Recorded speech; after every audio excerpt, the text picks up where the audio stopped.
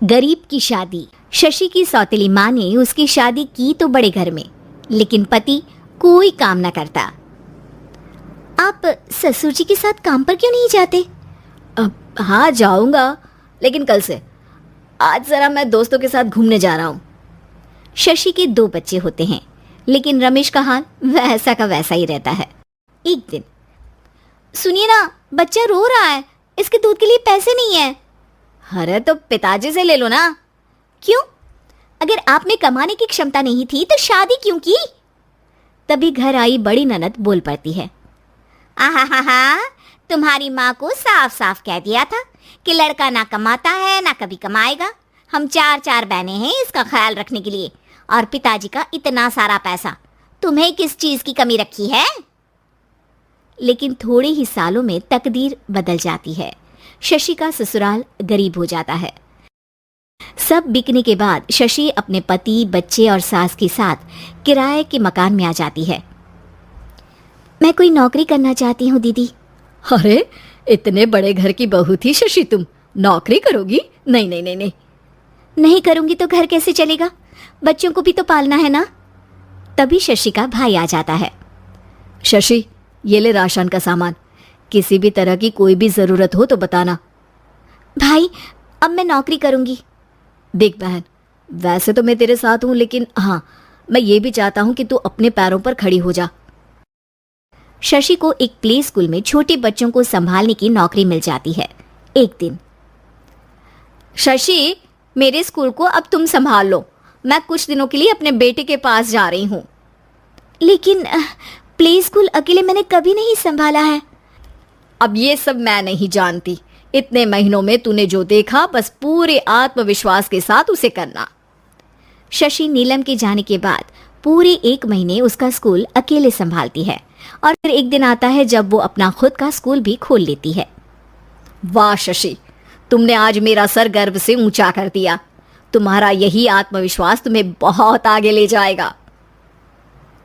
नीलम, बहुत आगे जाने की चाह नहीं है, बस ये छोटा सा स्कूल मेरे बच्चों की अच्छी शिक्षा में मेरी मदद करे, यही मैं चाहती हूँ।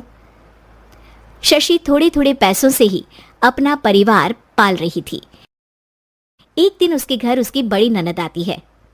अरे भाभी, घर में कूलर तो लगा लेती, मेरी माँ को कैसे पंखे में लिटा रखा है? अरे तो शशि कौन सा एसी लगा कर सो रही है, वो भी तो यहीं रहती है ना मेरे पास। ज्यादा यहाँ आकर मेरी बहू को परेशान ना किया करो। हाँ, मुझे भी शौक नहीं है इस छोटे से घर में आने का। मैं तो बस ये बोलने आई थी कि मेरे बेटे की शादी है तो ननिहाल का जो नेग होता है वो ले आना। हाँ, जितना बनेगा कर देंगे, और ना हुआ ना तो वो भी नहीं करेंगे। तभी शशि बोल पड़ती है। अरे नहीं माँ जी, रीटा घर की बेटी है, उसके ससुराल वाले उससे शादी पर पूछेंगे कि मायके से क्या मिला।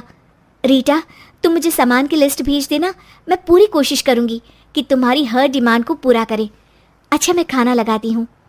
शशि ये बोलकर किचन में चली जाती है। धीरे धीरे कर शशि किसी न किसी तरह अपनी सारी ननदों की डिमांड भी पूरी करती, बच्चों की ख्वाहिशें भी, और उनकी पढ़ाई के लिए पैसे जोड़ती। एक दिन जब शशि का बेटा 12वीं पास करके आता है।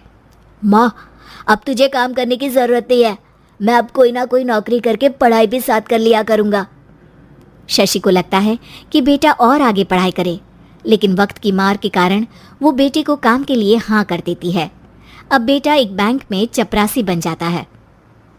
लड़का देखने में तो बड़ा अच्छा है, अंग्रेजी भी पटर पटर बोलता है, फिर चपरासी क्यों? लड़का सारी बात मैनेजर को बता देता है। अच्छा, तो मैं तुझे एक मौका देता हूँ, तू यहाँ रहकर दूसरे डिपार्टमेंट का भी काम सीख। अगर तू किसी एक का भी काम अच्छे से सीख गया तो मैं तुझे यहाँ टेबल चेयर में बैठने वाली नौकरी दे दूंगा। लेकिन एक दिन शशि की ननद उसे फोन करती है। अरे भाभी, देखो मायका तो मेरा तुम लोगों से ही है। मैंने आपके बेटे और मेरे भतीजे प्रदीप के लिए यहाँ एक नौकरी देखी है, पूरे 5,000 मिलेंगे। वैसे करता ही क्या है, चपरासी ही तो है ना। कोई बात नहीं रीटा, मैं उसे इस शहर के बाहर नहीं भेजना चाहती हूँ, बाकी वो शाम को आएगा तो मैं पूछ लेती हूँ। वहीं प्रदीप मैनेजर की बात से खुश हो जाता है और मैनेजर के काम पर ही नजर रखने लगता है। वो उनकी तरह के पेपर पढ़ता, काम करता और आने वाले लोगों की बातें सुनता। एक दिन बैंक में ऑडिट वाले आते हैं। ये गलत है, पूरी बैलेंस शीट नहीं मिल रही है, कहीं ना कहीं गड़बड़ है। ए मैनेजर, क्या करते हो? बैंक के पैसों का हिसाब सही नहीं है। मैनेजर के पसीने छूट जाते हैं। तभी प्रदीप वहां जाता है। अब क्या मैं ये बैलेंस शीट देख सकता हूँ? अरे बेटा मजाक नहीं, जाओ पानी लेकर आओ एक गिलास।